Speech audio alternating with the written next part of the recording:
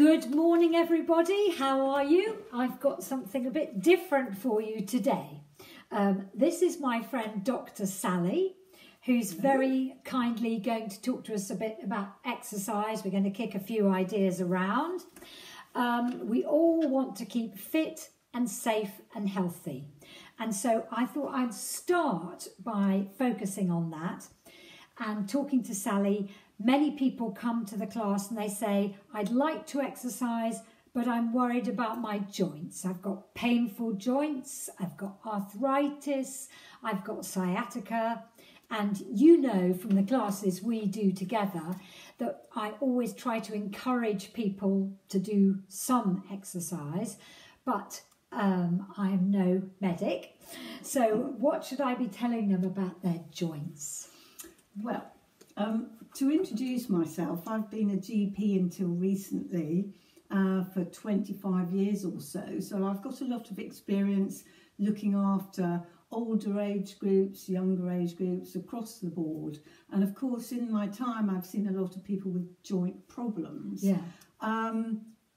Certainly, I think the issue is deciding when and if you should exercise if you have a painful joint. And whilst joints can be red, sore and inflamed, i.e. hot joints, I would say that's a time not to push the joint. But if it's just swollen and you've got limited range of movement in it, then I think it's important to try to exercise it. And the reason is you'll be improving its mobility as well as improving the muscular strength around the joint. And it's the muscular strength around the joint that will increase its stability. And I'm particularly talking about knees, but also exercise can relieve pain. And, you know, I'm thinking of backs as well. So if you improve the strength of the muscles around your back, as well as your stomach, then that helps to support the joint. So those are the general rules. That's very helpful indeed. And talking about the stomach, which we all concern ourselves with, I'm often talking about exercises to do with the core. Because if you have a strong core, that's going to help you lead an independent life and avoid falls. Yes, so let's just focus on that. Many of the people that I teach aren't able to get down onto the floor to exercise in the old legs, bums, tums way, but we do it standing and we do it seated. I know people don't feel they want to wear bikinis anymore, but the core is essential, isn't it? Yes, it is, because the bottom line, I think, here is that you want to be able to save yourself should you be having a fall or find yourself on the floor. And it's great if you could think, well, okay, I'll be able to manage to get myself up or get myself into a position where I'm not going to fall in the first place, or, you know, at least I can reach contact someone, get to the phone happily. So although that sounds a disaster, you know, and that hopefully won't happen to any of you, that's one very good reason for keeping your core strong. You'll be able to get up again. As we always say, in order to carry on being independent, we all need to be able to get up, don't we? Yeah, absolutely. And of course, that's a fundamental plank of the falls prevention programme, isn't it? Yes, it is. It is. And it's such a feature of balance. We don't know, we're not really aware of how our core is constantly modifying itself according to the position of our bodies, the position of our legs, the way we move our arms, maybe, you know, the way we're sort of affecting gravity. So yeah, the core is extremely important, and it's something we're not really aware of, perhaps. You know, I'm sure we are aware of it. And the other big area in that is to think about your vision as well, because there's lots of different components to balance. Yes, that's very helpful that you raised that, actually, because when we're doing our balance exercises, we are thinking about falling over, or we're thinking about where our eyes should be, and every now and again we even try to shut our eyes to see the effect, but we don't often think about the core, actually. But that's a very fundamental point that you make. What do you mean by the core? That's a very good question.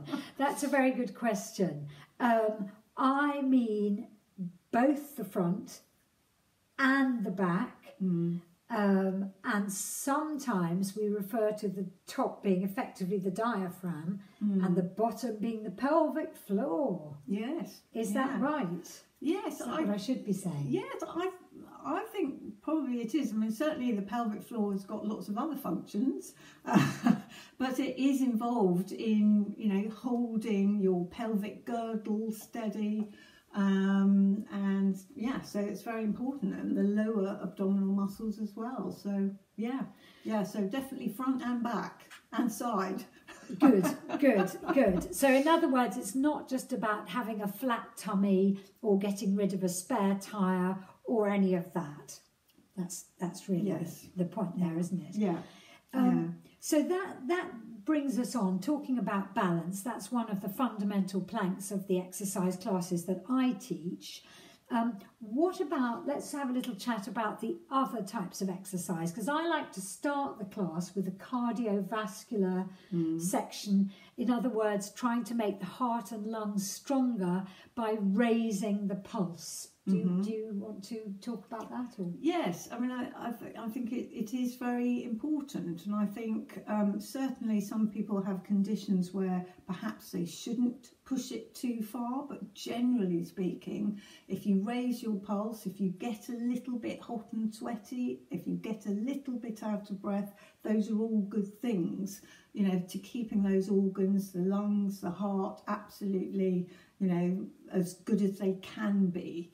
So it isn't dangerous necessarily to rush across somewhere or do something that just steps things up a bit. It's all to do with rehabilitation and just keeping going.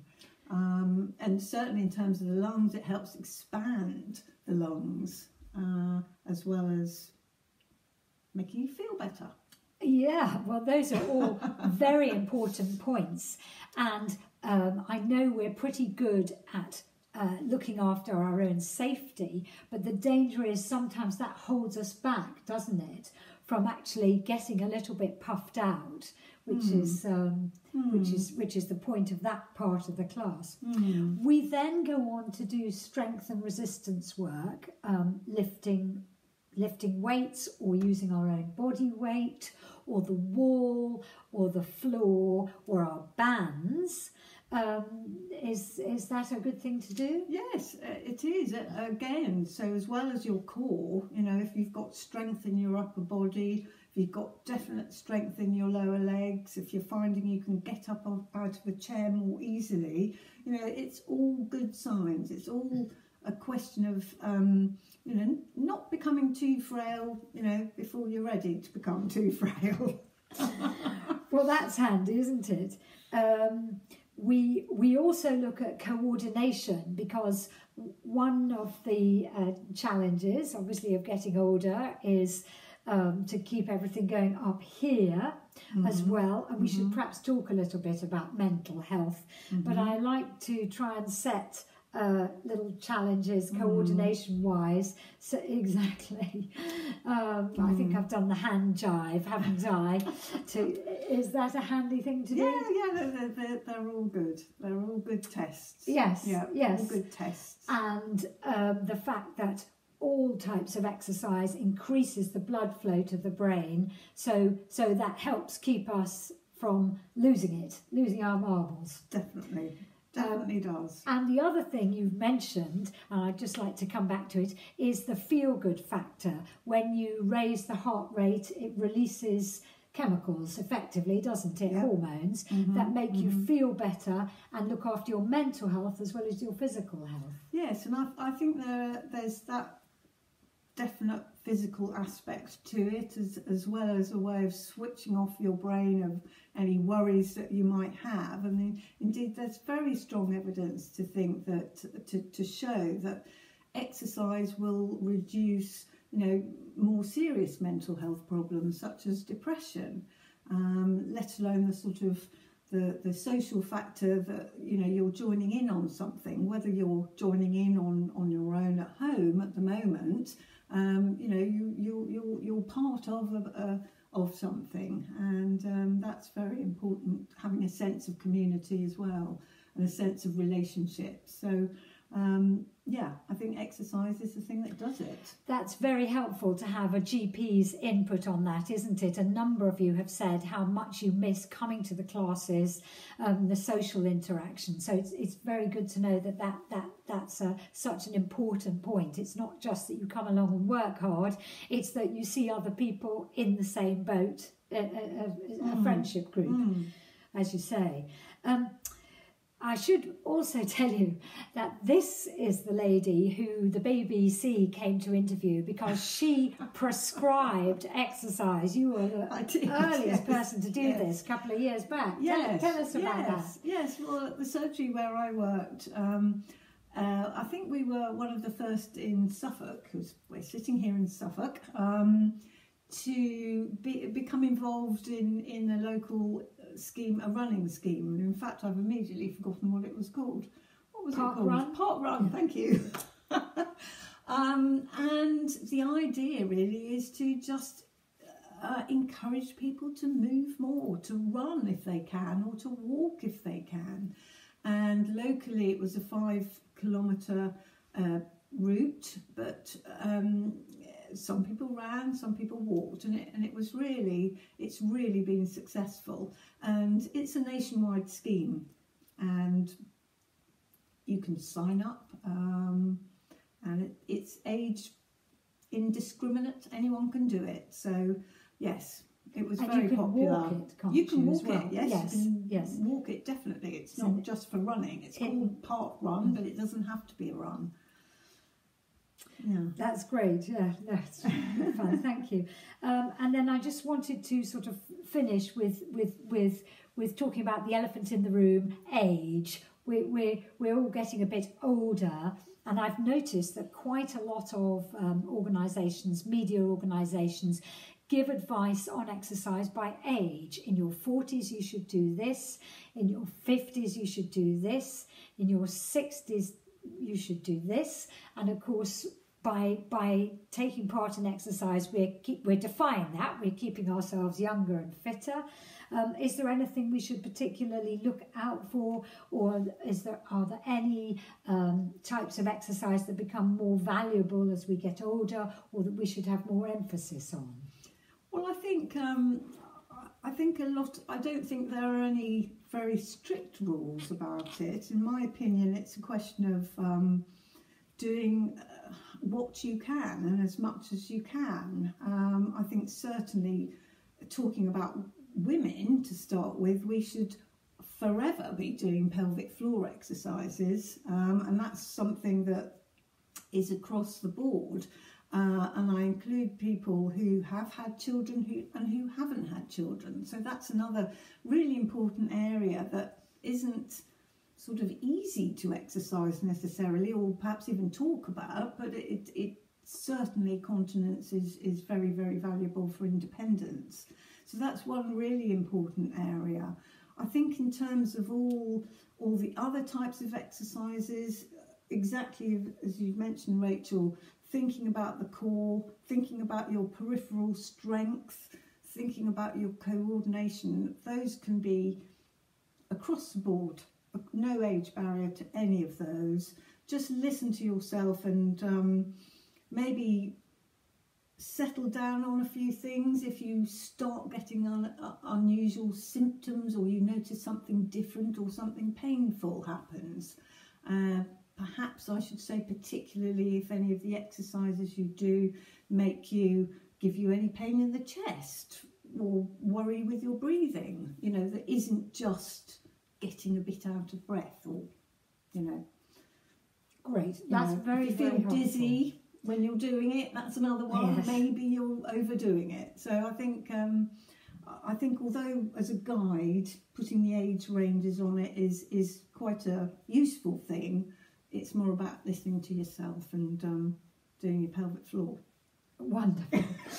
Okay, well, thank you very much indeed, Dr. Sally. That was very, very helpful.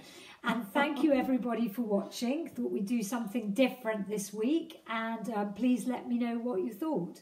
Thanks very much. Bye.